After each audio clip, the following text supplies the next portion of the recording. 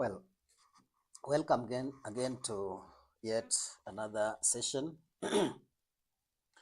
And here I'll be answering question 2 of economics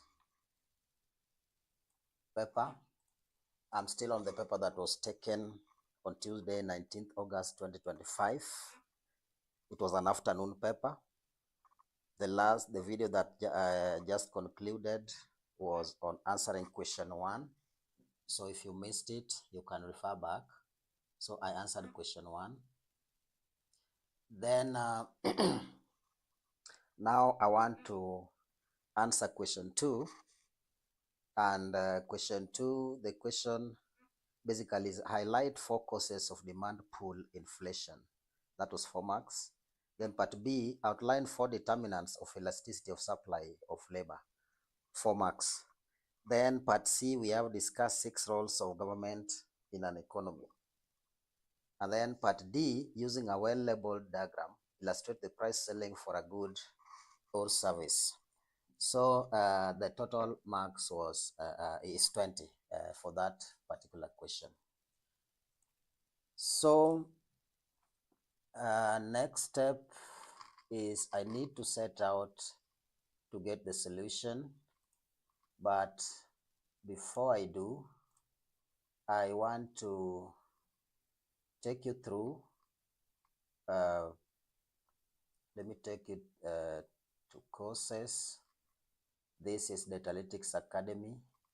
I want you to see what it can give you, how you can benefit from it, or how you can navigate through its pages to find the right assistance that you need as a candidate, that you need as a growing professional, that you need as a professional who is already established in various fields of their practice, but would want to keep up to date with how technology responds to emerging trends, as well as new areas of discoveries.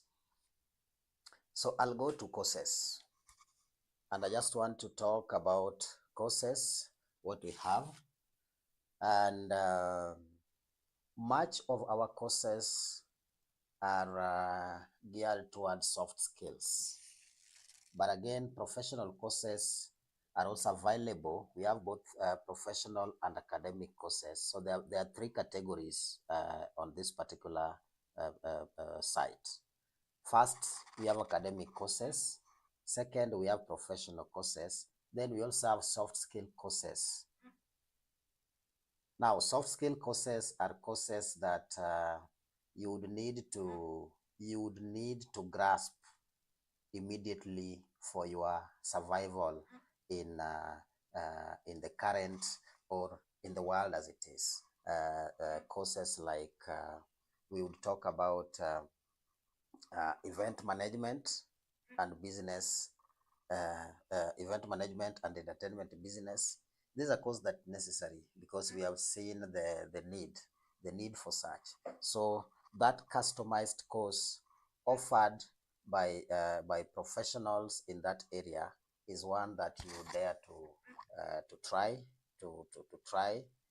so that you see how certification from some of the credible and having to meet some of the experts from some of the credible institutions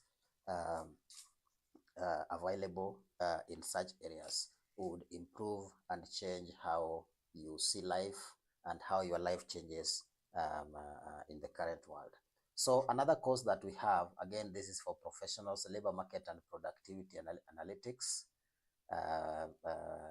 These again are for mostly for practicing and also professionals who would want to at least have a grasp of analytics, because you see the world that we are in today is one where data speaks much of the story. It is data that gives you much of the story. It's not the vice versa. It's not that you look for literature. It is you get data, analyze data, then a story comes from data. So every other profession, we have various professions. But we know that before the emergence of technology and the current existing ways or tools of analysis, by the time a number of us were taking our courses, or a majority of people in the field were taking their courses, these tools had not been developed to a level that they are now. But the beauty is that they make your analysis very easy and very simple. So there are tools that you need, and that's why you'll find some curated courses in such lines of professionalism. So labor market and productivity analytics is not the traditional course that you walked in and took as a unit. It is a course that will help you blend in the analytics, the various aspects that data touches your theory, and also the ways in which you can visualize it. It also helps you to forecast and also to provide solutions for foreseen scenarios. So if you care to, again, you will meet the instructors, and by the time you are done with it, you'll be looking at this field so differently. You'll be looking at it in terms of it is data that speaks. It is data that should guide policy making. Next, we have governance and public sector analytics. So realize that we are talking about analytics, and mostly what we need to know is that this one is anchored on SDG 16, peace, justice, and strong institutions. So the course governance and public sector analytics, this one, for now, there is membership that once you visit, you'll see that there is membership. So this may mean that currently we are not selling the course, but of course we require some basic membership before you start. And next, so we see the course is governance and public sector analytics. So focus is use data to promote accountability, transparency, and institutional performance across government ministries, departments, agencies, and county institutions. So who this is for? Policy analysts, M&E officers, auditors, data scientists, public administration students, civil society analysts, and civic tech builders. So this is just one of the courses that we have in the menu. But before I deviate so much, let me get back on track so that I answer the question that I intended to in this particular video. So the first response is, I move here. Yes, so this is the first page where we are, where I grab the tools that I'll be using. So for now, probably I need to pick a highlighter. Yeah. So next, the paper, as we had said, is CPA foundation level, CIFA foundation level, economics, presentation by from Datalytics Academy. Then 4 causes of demand pull inflation, as we had seen. And here, my main, the main area where I want to concentrate as I respond to this is the following. First, I want to look at increase in consumer spending. So generally what we know is that whenever there is increase in consumer spending, when households have more income, they buy more goods than before. So by them buying more goods than they used to before, demand rises faster than supply. So when demand rises faster than supply, suppliers will respond by pushing the prices up. Because the few commodities that are available are competed for. And so price is one way to to bring something that I would call a sieve, a filter.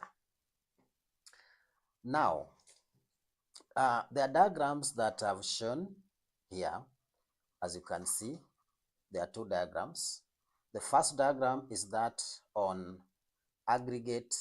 Let me pick a different, let me not pick a highlighter as such.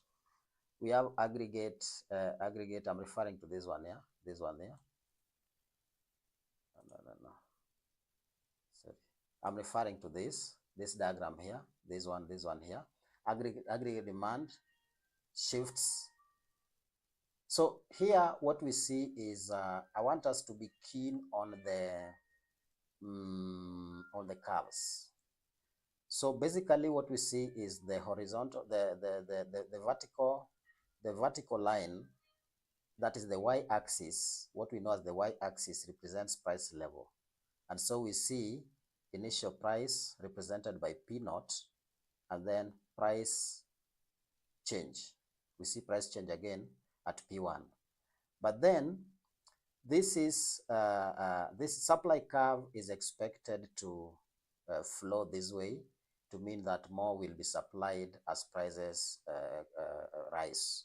So this is a short run average supply curve. This one here, this one, short run average supply curve, this. And then this is long run average supply curve, this. It is where the farm shall have achieved its optimal efficiency.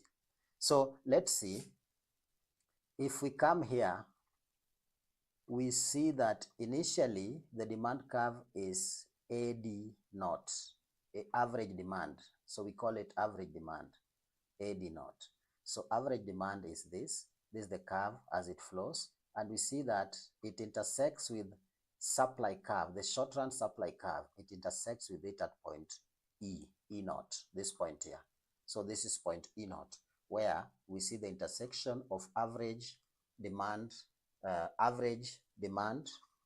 curve with the intersection of short run average supply curve. Now that defines our initial equilibrium. It defines our initial equilibrium. So what we see, the main thing to note is that at some point we see that this has shifted. We see an outward shift towards the right from E naught to E1, E naught to E1. And here we see that again, what has happened is that we have completely defined a new average demand curve, but the short run average supply curve is still the same as we had. So what we are dealing with is a shift towards the right, as indicated by the arrows. And now we want to see the implications of having to define a totally new demand curve, because what the effect of that is that demand has bulged. All of a sudden, demand has gone up. Demand has gone up, and now we want to look at the implications of that in our model or in the economy. So the rightward shift shows an increase in aggregate demand in the economy. Causes may include higher consumer spending. It may include increased government expenditure. It may include a large money supply or rising export demand. So in which case, you see all that would put much more money in the pockets of the population or of consumers. So it improves their purchasing power. Then we see equilibrium moves from E naught initial to E1.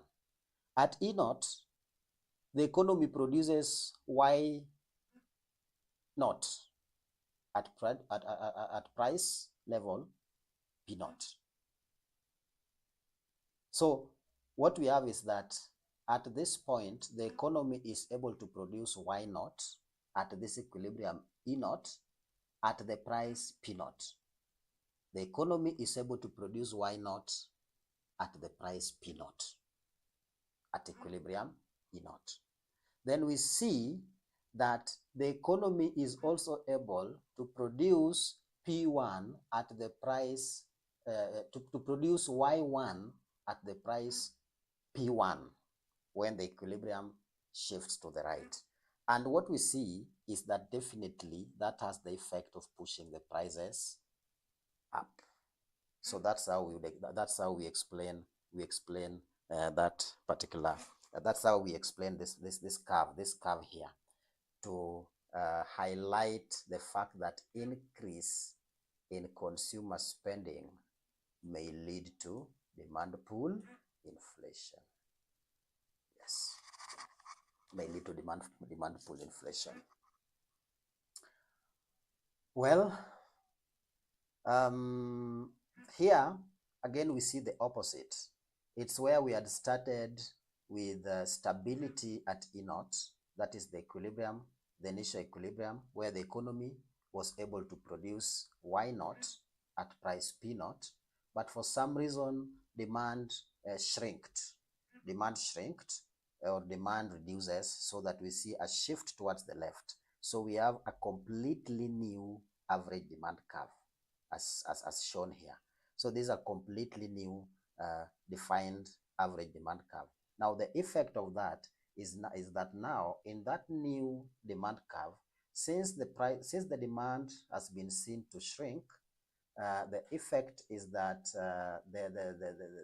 the supply in the market is more than the consumers can take. And so the effect is that for the suppliers to also sell, for them to do away with the stock so that they realign with the current market situations, they have to do away with the stock as it is. So for that reason, they will reduce the price so that it becomes attractive to now. The effect of now reducing it from the equilibrium that had been defined to be P naught is now this. We now see that at that reduced price, we see that the economy can only now produce Y1. So the economy has also has responded by producing less. Because prices are reduced, the economy again has also responded by producing less at that new reduced price. So that's basically what it is. But what we had intended to indicate, this is just a mirror of this. This is a mirror of this. But the first diagram serves to explain our point of demand pull inflation. Next. The next thing that will lead to demand pull inflation is increase in government expenditure. Increase in government expenditure. When the government spends heavily on infrastructure, salaries, or subsidies, total demand in the economy rises. Total demand in the economy rises, and producers respond by raising prices, leading to inflation. So what we have is that we have a diagram that is showing price level. We see initial price level given by this initial price level. In this case, now we are not using naught, but we are saying P without the prime is the initial price, where we see the initial price. Initial price. Okay, first we understand the curves. This is long run average supply curve. This one here is long run average supply curve. But then this one is short run average supply curve. This one, short run average supply curve. And then this one is the initial average demand curve.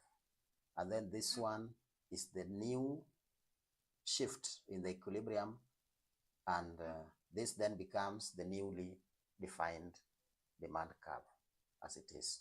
So what we see here is that if initially the economy settled at E, meaning the economy could only produce Y output, the economy was comfortable producing Y output at price P, Y output at price P.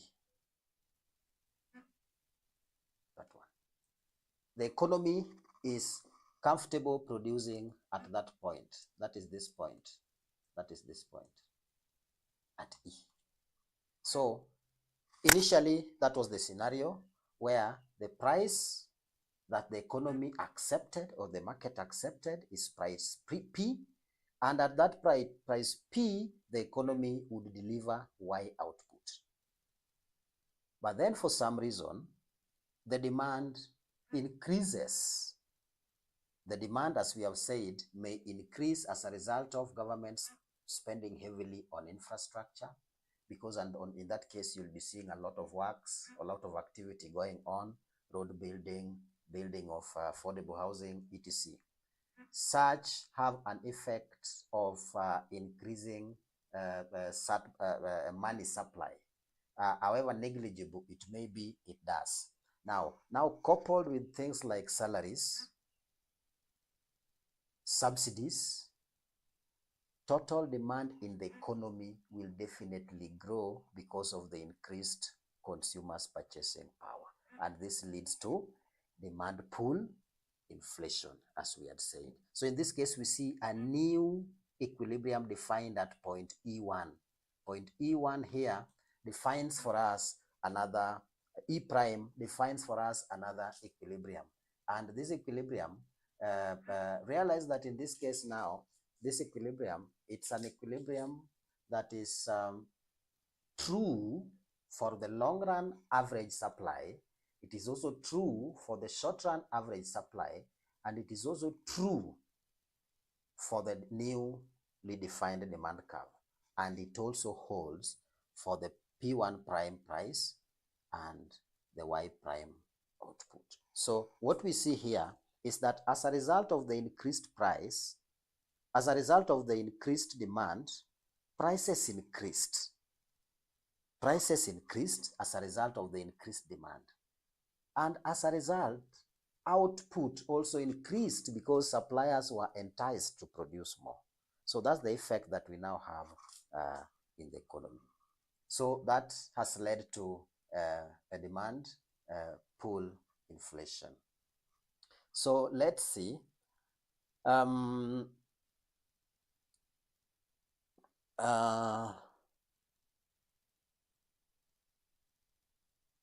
At point Y, point P and point Y represent the economy operating at full employment without disturbance, the optimal, that is allowing the forces of demand and supply to interact. Forces of demand and supply in terms of factors of production and in terms of the prices of commodities as they are seen or accessed by consumers in the market. Now, when we see a new demand curve from AD plane to AD prime, it means higher consumer spending, it may mean higher government expenditure, it may mean increased investment. Yes, increased investment may also lead to a good money supply. Also, lower interest rates, that may mean that facilities like credit are easily accessible. Expansion of money, or maybe as a result of the central bank policies to regulate circulation of money, it is favorable.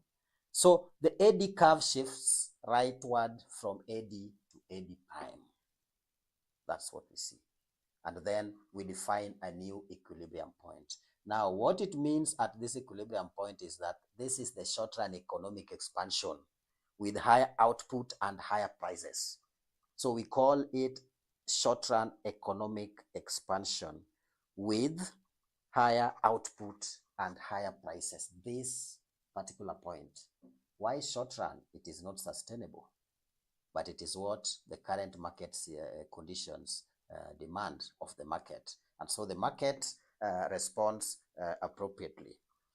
And so we see that price levels are increasing from the stable point of P to P1. And this may, when farms increase production beyond normal capacity, costs will rise. Yeah. because you see there is increased demand. Suppliers have seen that there is increased demand, and so they want to respond to the needs of the market. And so in this case, farms will increase production beyond their normal capacity, and this leads to rise in costs. And this rise in costs must again be spread down to the consumer in form of price. And again, higher demand pushes farms to charge higher prices. When demand is seen to be high of a particular commodity, service, or product, then definitely you would expect prices to be higher, because now those are now competing for a resource. When there is competition for a resource, then of course prices have to be manipulated. Okay. Next, we look at another possibility or another reason that may make us have that particular scenario. The scenario is, just to remind ourselves, we don't deviate from we don't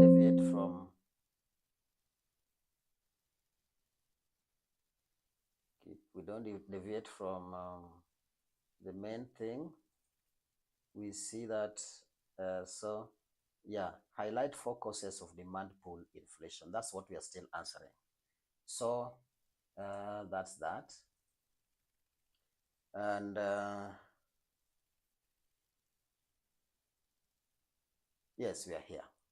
So we say another reason for a demand pull inflation is expansion of money supply, or what we may refer to as increased supply of money.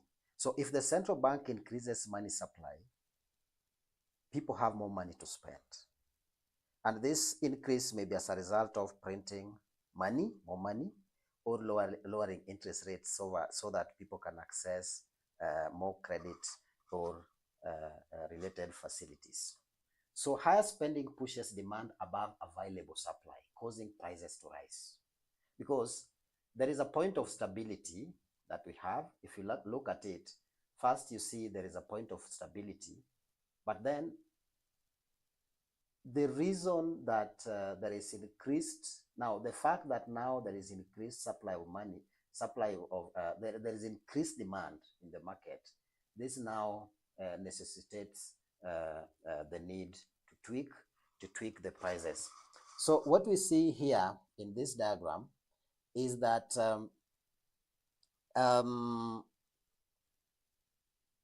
we have the vertical axis represents the interest rate. This one here, it represents the interest rate, the vertical axis. And horizontal axis represents the money supply. This one here represents the money supply. So we see that we have a downward sloping curve, that of money demand. Downward supply. So if this interest rate and this is money supply, but then we see a downward sloping curve. Let me pick the pen, maybe of use, such. A downward sloping curve, this one here. A downward sloping curve, this one here. So we see that that line, that of money demand curve, is defined by different combinations of interest rates and supply of money, as we have seen, as it moves across. So this curve shows the amount of money people want to hold. So when the interest rates are higher, you see lower quantity of money demanded. So if interest rates are here, less is demanded. But when you see interest rates move from here to here, I double prime, this is I prime corresponds to A, you see the quantity money that people want to hold is 1. But when it is reduced from I prime to I double prime, then we see that there is now a difference in the value of Y. Sorry. That then means that then means that people are better here. People are better when interest rates are lowered. So that explains this particular point. This point here. That explains this point, lowering interest rates.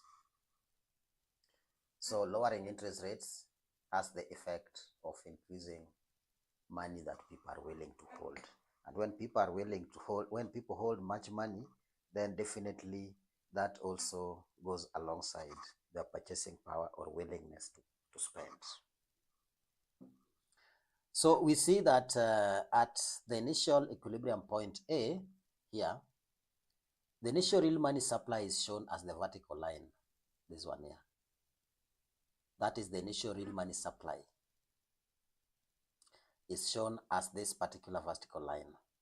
So money market equilibrium occurs at point A, where money demand curve intersects the initial money supply curve, supply line, money supply line, and it also intersects the interest rate. So there's the line,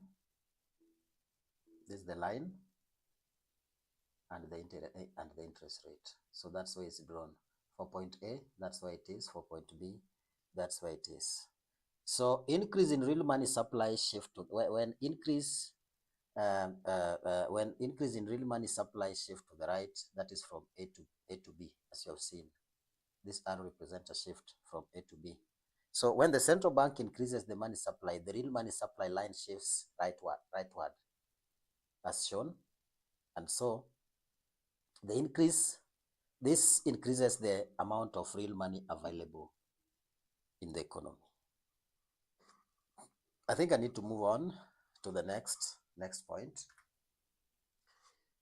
The next one is increase in demand for exports. When foreign buyers demand more of a country's goods, local farms sell more abroad. This reduces domestic supply. Creating shortages locally and pushing up prices. And now that's basically the point, how we look at it. We refuse to look at it any other different way. But we are saying when foreign buyers demand more of a country's goods, local farms sell more abroad. Now, as a result, this reduces domestic supply, creating shortages locally and pushing up prices. I want to give a basic scenario of what happens with the prices of, say, fish around Lake Victoria, specifically in Kisumu. You would expect that fish around this area is cheap, but it isn't cheap because there is demand for it outside the city, Kisumu itself. And so for that reason, much of it, as much as they find their way docking around the beaches, they find their way in markets outside the city. Now, as a result, the local or domestic supply that I would refer to as domestic supply of fish within Kisumu itself. Now there is a shortage. A shortage is created as a result of much is demanded outside the city. Now this makes fish more expensive around the lake region and specifically Kisumu city. So that's a demonstration. So what we would say is that the diagram that you see, the vertical axis represent price of a good X. Let me say fish, because I've decided to use fish, yes. And horizontal axis, this one, represents quantity demanded of fish. So perhaps I've chosen fish, and should I notice that this explanation would want a product from a manufacturing environment, then I would change appropriately. But for now, because I'd chosen fish, I would say that initially the price of fish was this, and at that point, what was produced of fish was this. So price is this, what is produced is this. And then for some reason, supply,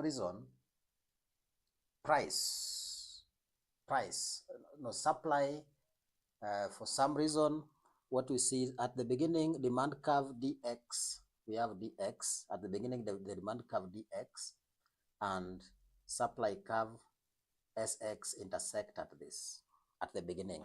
They intersect at the initial equilibrium point, determining the initial price and the initial quantity as such. Initial price, let me pick one that can help me highlight now. Yeah. So I just want to say that it determines this. Oh no, that looks ugly. That looks ugly. I need eraser. Need an eraser. That looked ugly. Okay, so let me just say this point here, and perhaps this other defined point. So that was the point. This was the determined initial price and determined initial quantity. Then we have a rightward shift of demand curve. We have a rightward shift of a demand curve. So we have, just a moment, let me see. So what we see is a rightward, we see a rightward shift. Now the diagram, my diagram has not captured the entire drawing as we should have seen. But now what we can see is a shift in the supply curve from this to this. I think I'll have that corrected. The shift we can see is from SXX and SX1. But then we are seeing there's a demand curve here, which is the initial, but we have not captured the corresponding shift of the demand curve. So we'll talk about what we can see, which is this. And so we say the supply curve also shifts to the right, showing increase in supply of good X. It could be due to improved technology. It could be due to lower production costs or favorable conditions.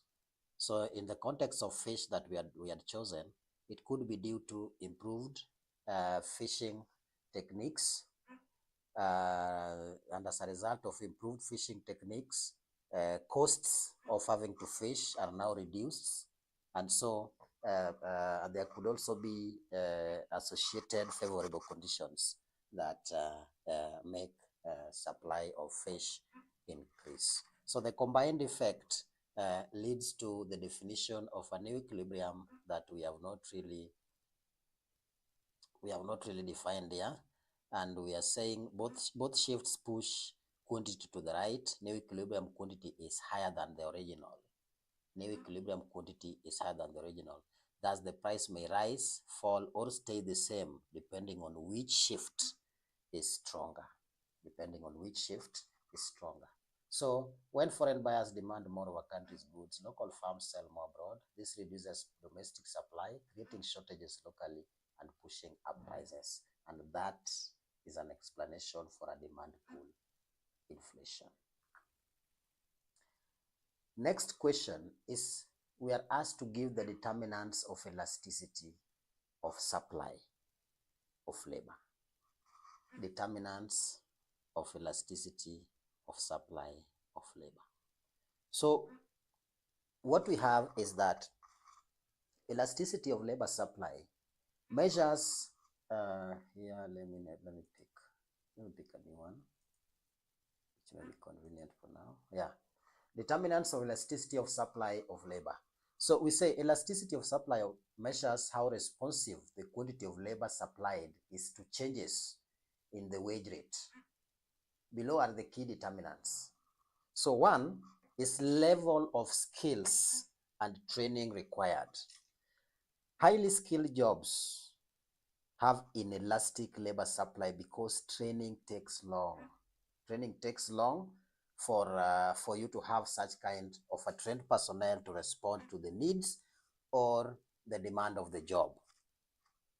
Now, if we look at low skilled jobs, they have elastic labor supply because many workers can fill them. For instance, If we consider informal jobs, we may say informal, we may give examples of um, having to take care of homes, having to take care of a shamba or farm or something like that.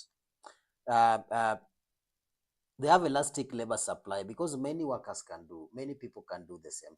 As much as not everyone can do, but realize that whenever there is need, you are in need of such workers, you can easily fill those positions. As opposed to when you are in need of highly skilled uh, uh, uh, personnels or highly skilled jobs, like say pilots. You talk of actuaries. Yeah, they have inelastic labor supply because training takes some bit of time. Second is availability of qualified workers. If many workers possess the required skills, then the demand becomes elastic. It changes so easily. But if only a few people are qualified, then it becomes inelastic. Note that availability of qualified workers. If many workers possess the required skills, then only a few people, then if many workers possess the required skills, then that the nature of the demand is that of elastic. It is elastic. It changes. It's actually influenced by you see when one, for instance, a direct example is when you are in need of, say, a shamba boy, and when you are in need of, say, a dentist. There is a difference because whenever you ask, you bring the need for one either of the skills, you know which one you'll get fast enough. Then we get to mobility of labor. Now, mobility of labor, geographical mobility is when workers can easily move between regions or countries, So supply is more elastic because they can easily move. If there is need for a need in one particular region, then that particular labor unit is able to move from one point to another. So there is geographical mobility. Then we also have occupational mobility. if skill transfer, if skills are easily transferred between jobs, then supply is elastic. If skills are easily transferred between jobs, then supply is considered elastic. But if skills cannot be easily transferred between jobs, for instance, uh, skills can easily be transferred from a particular profession to teaching, say so, but it would be difficult to, well, it may be easy for a professional to switch to teaching, but it may not be necessarily possible for a teacher to switch to teaching any profession. So that explains it. Next is length of training or education required. Now, jobs requiring long periods of study or training tend to have very inelastic labor supply because workers cannot enter quickly. We have examples like law. We have examples like highly specialized medicine lines. So we have engineering. Such are courses that there are a number of courses that I could mention that require such good number of years for one to qualify. So in that case, again, demand is expected to be inelastic because you don't respond so easily to the needs of the market. Time period. In the short run, labor supply is usually inelastic because people cannot change careers so quickly. So in the short run, you'd expect that the labor supply is inelastic. Then in the long run, more elastic, as workers can retrain, others can choose to retrain so that they shift their lines, others can relocate or change occupations. So in the long run, we would expect more elasticity in the supply of labor. The sixth is participation rate and social factors. Participation rate and social factors. We say if more people are willing or able to join the labor force, then labor supply becomes more elastic. You see, being able to willing means it's open. Many people are able to do it. The scale that is required is one that accommodates many people to do it. Now that makes the nature of elasticity of labor to be more elastic. Then more elastic here means changes are easily influenced by changes in the wage rate. So if wage rate changes, then the market is so sensitive to changes in the wage rate. And unlike in highly specialized cases where the opposite is true. So again, we have differentials and incentives. The last one I'll consider is wage differentials and incentives. Higher wages attract more workers. That is known, and that goes without saying, and making supply more elastic. When a job has higher wages, it attracts more workers, making supply more elastic. For instance, we can say at the end of every 5 years, we see a lot of elasticity in the positions that are taken by the political class. Then, if wage increases are small or uncompetitive, supply stays inelastic. And this again is seen in the mainstream civil service. So in the mainstream civil service, this is true. Wage increases are small or relatively uncompetitive, and so supply stays inelastic. So that's on a light note, but it's true to explain this concept. I'll move to the next.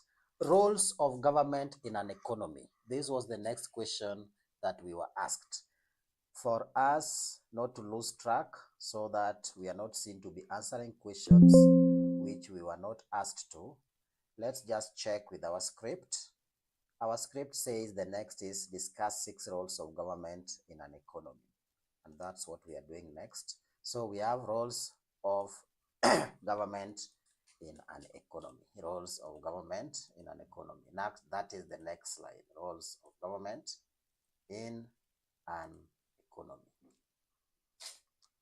So, governments play several critical roles to ensure stability, fairness, and efficient functioning of the economy. Now, these roles can be grouped into economic, social, and regulatory responsibilities. Now, provision of public goods and services is the first role of the government in an economy. Provision of public goods and services. So governments provide goods and services that the private sector cannot or will not produce efficiently because they are non-excludable and non-rival. So examples of such include street lighting, it would include police and national security, it would include roads, bridges, water infrastructure. So the main reason why this has to be the role of government is to ensure essential public services are available to all citizens. So that should be the first role. Second is regulation and legislation. Governments create and enforce laws to guide economic activity. They regulate consumer protection, worker safety and labor rights, environmental standards, business licensing and fair competition.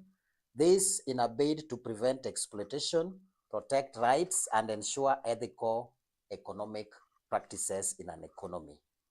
The third role of government in the economy is redistribution of income and wealth. As we know, without the intervention of the government, we would have a skewed wealth distribution in the economy, which is not healthy. And of course, most of the economies, say largely in Africa, are such skewed, where much is in the hands of a few and less is in the hands of the majority.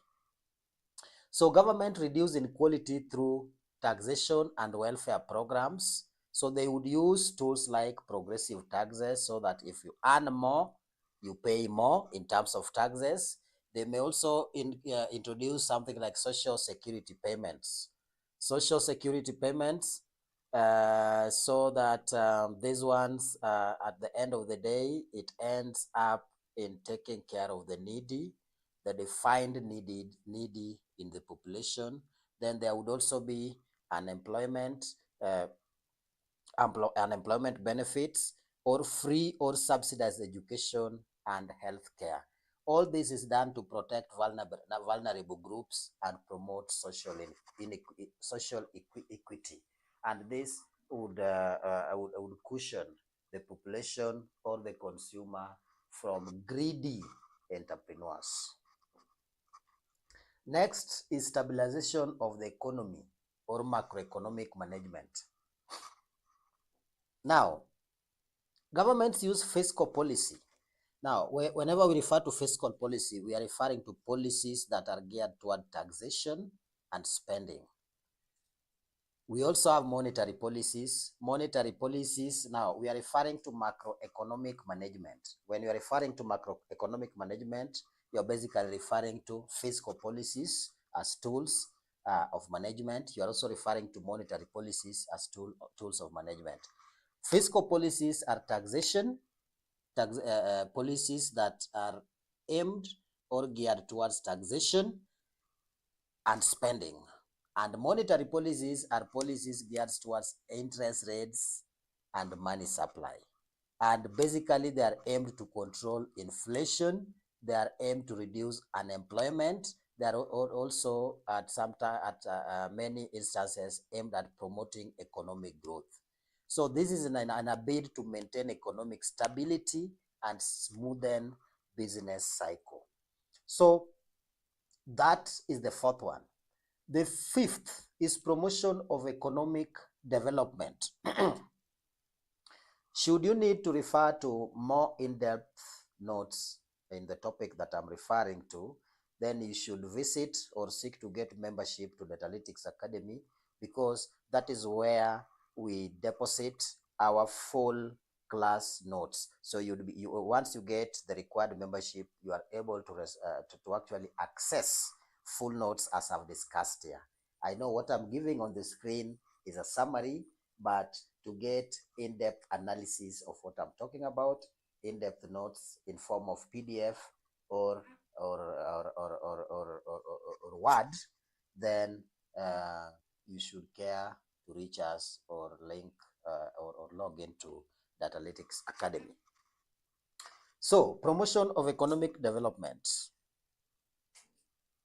Now, governments invest in long-term development through, one, infrastructure development, education and skills development. Like now, we have the government is heavily investing now in affordable housing.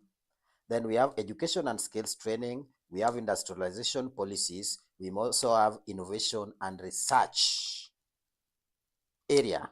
So all this is to enhance productivity and support long-term national growth. And this is why we see some of our institutions, like the research-oriented institutions that we have in the country or elsewhere, they serve to support that goal. Then we have protection of property rights as another role of the government in an economy.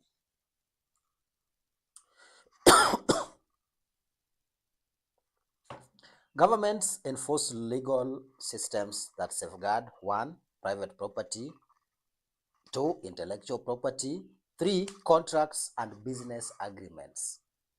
So In this is done in a bid to encourage investment, innovation, and entrepreneurship. 7, we have correction of market failures. Correction of market failures. At times, there are a lot of dynamics that go into what we would refer to as the input that later gives us the output that would equate to results. Now, at times, you learn trends after observing the data. So in that case, should it be one that requires correction, then in that is one of the roles of the government in economy. So markets sometimes fail to allocate resources efficiently, so governments intervene. And the reason why markets may fail to allocate resources efficiently is one where we may have situations where a particular resource used to produce a particular good, common good, would be demanded more. For instance, if we had, say, like oxygen is to be sold, you'd have a situation where those who are able to buy more oxygen would stock it in their houses, thereby creating unnecessary shortage to those who are not able to pay such high prices. Now, in that event, that is exploitation. And in that case, we say that the market has failed to allocate resources efficiently because the few who have are dictating the little resources available at the expense, or they are exploiting the fact that those in the other end are not able to pay for them competitively as they are able to. So in that case, the government should come in to correct such failures so that such prices are regulated and everyone is able to fairly access the commodity. Then we have management of external trade. Governments regulate international trade.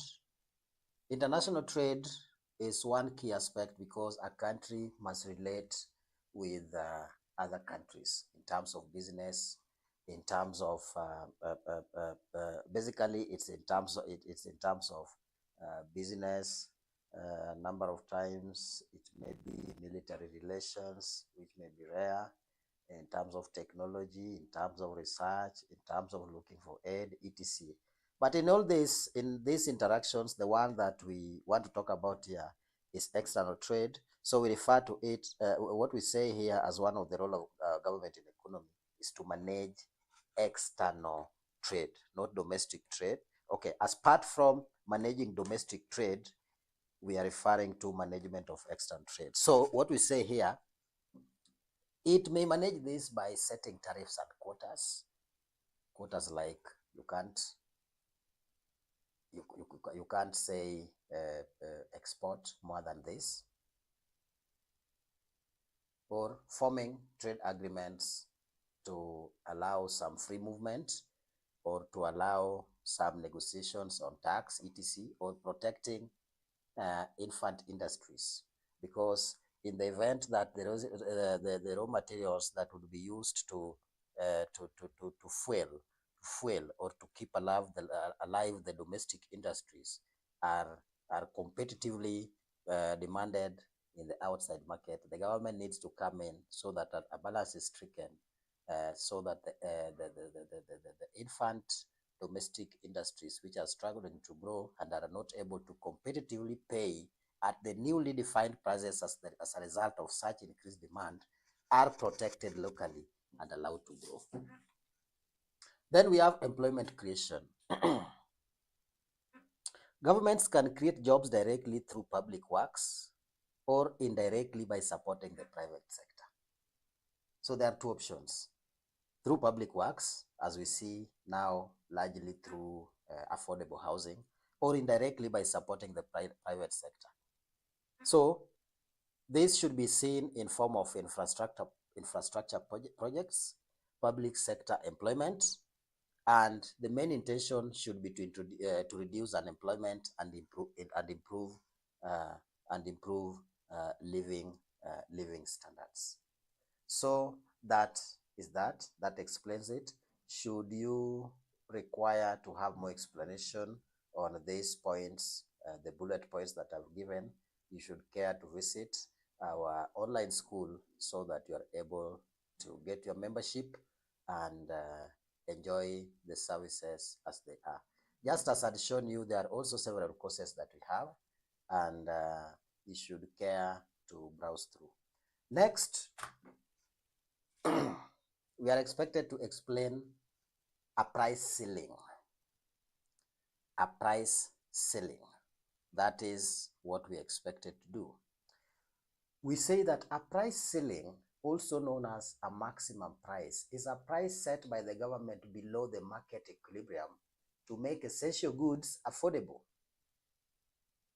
So for instance, we see here that the economy is comfortable producing Q star, the economy is comfortable producing Q star at price P, But then the government comes in to say price P is higher, and it now sets the price slightly lower P. So it says that the maximum price that can ever be charged now is P max. Now that makes it a price ceiling, because it is a price beyond which the market is not allowed to charge.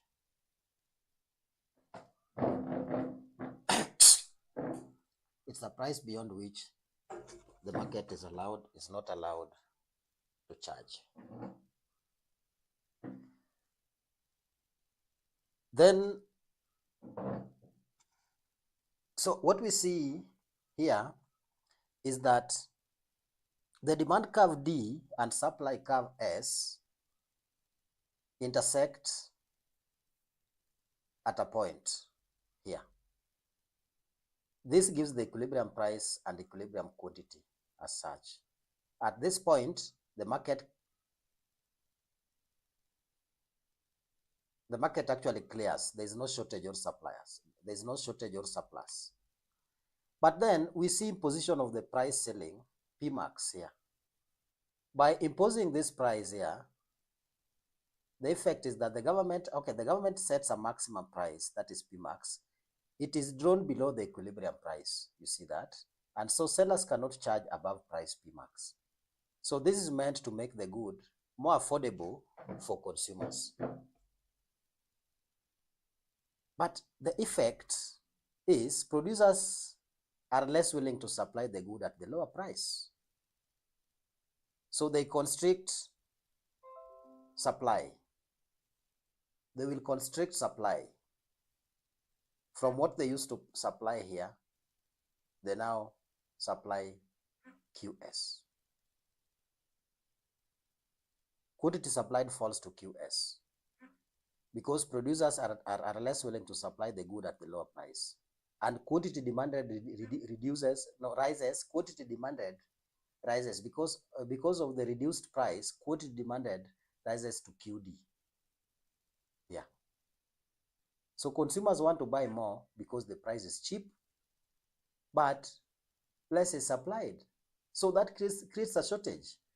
So the shortage that is created is QD minus QS. That's the area represented by this arrow here.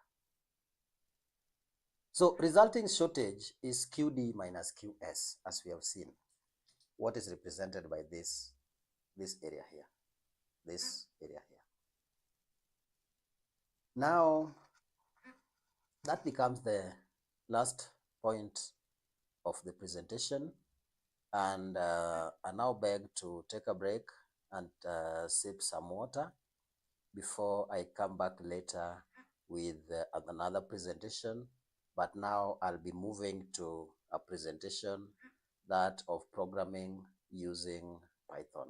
So for those who are lovers of programming, those who would love to see how real situations are solved in Python environment, I invite you to join me later in the session. For now, thank you.